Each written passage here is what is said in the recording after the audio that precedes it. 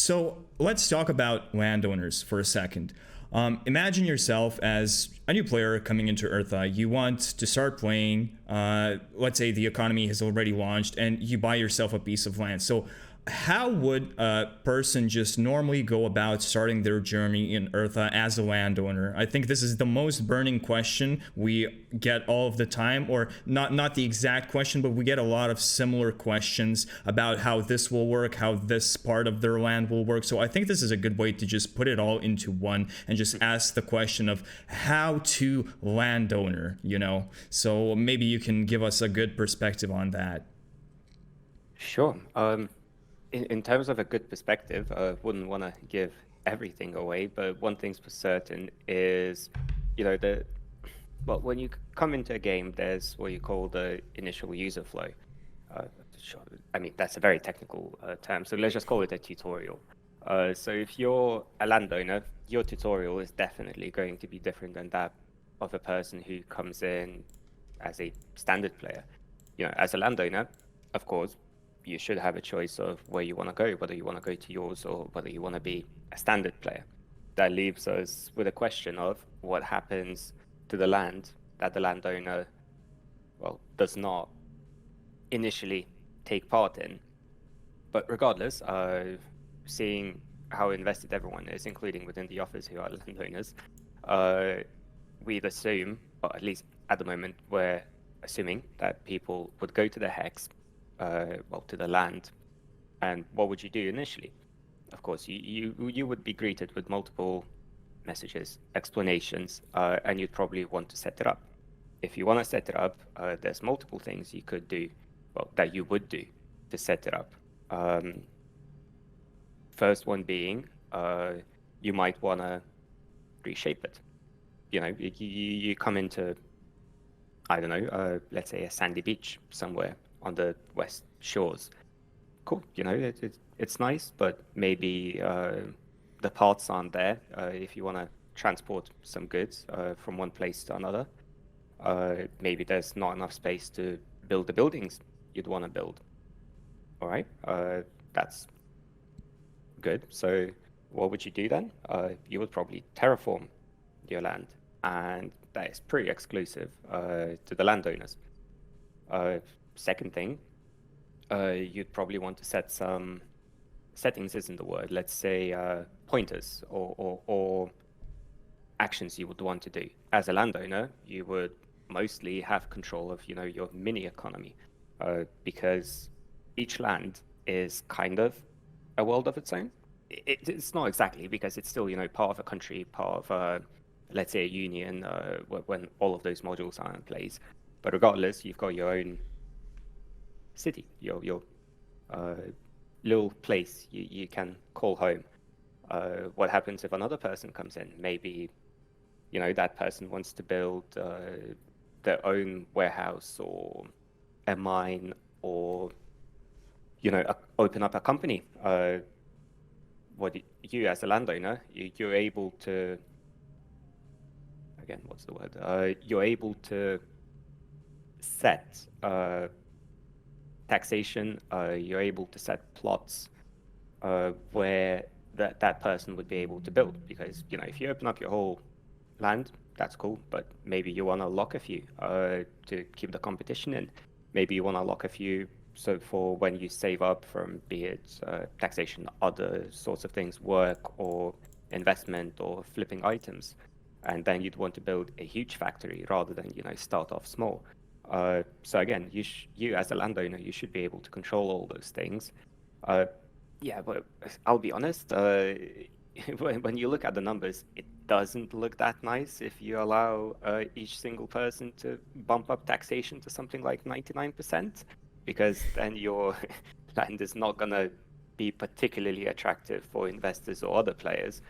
But there's definitely some leeway as to up to what point taxation, exports, rent, for example, as well.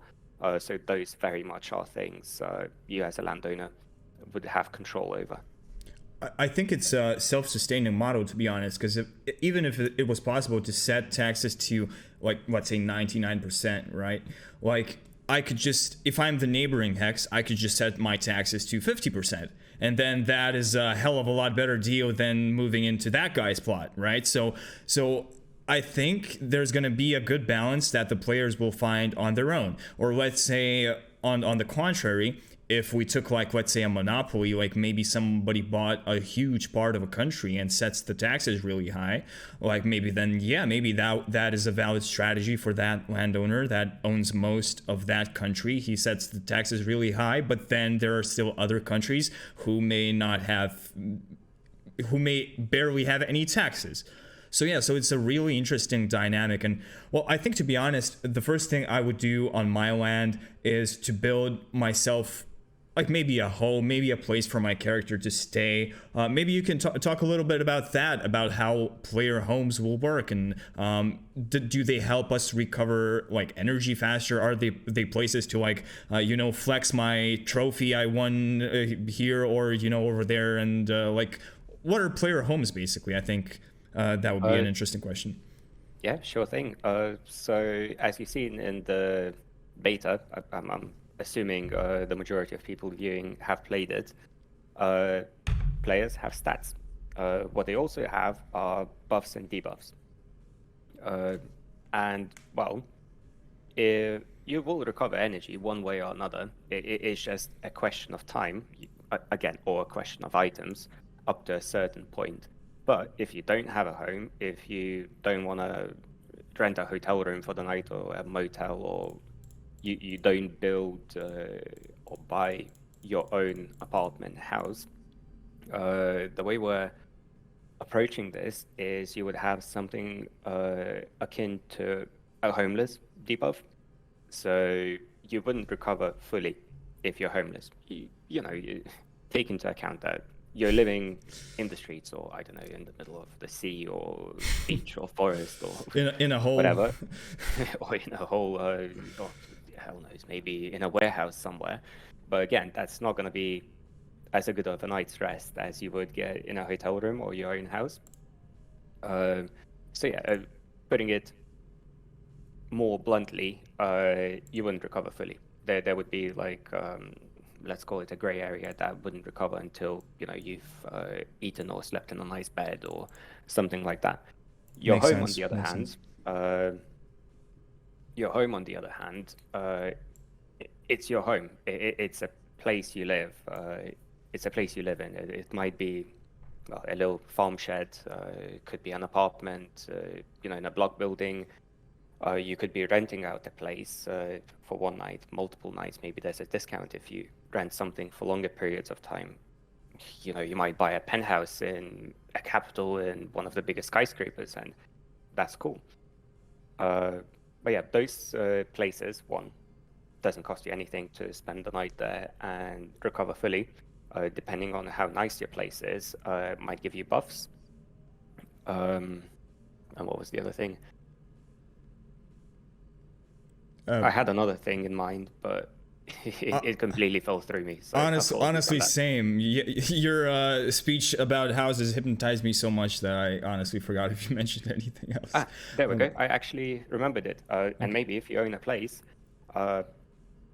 and you're going to be traveling, because again, traveling will take up resources. That resource mostly being energy, but depends on your travel. Could be on foot, could cost some money, and travel quickly by air, train, land, water, whatever your preference is. Maybe you'd want to rent your place out. Maybe you renting your place out is just some passive income that's going to be cheaper than some motel, hotel in the city that is just a base place. And if you undercut the hotel by, I don't know, even 10%, why wouldn't people spend the night at your place? They won't be able to vandalize it, and it's just passive income for you. Exactly, yeah.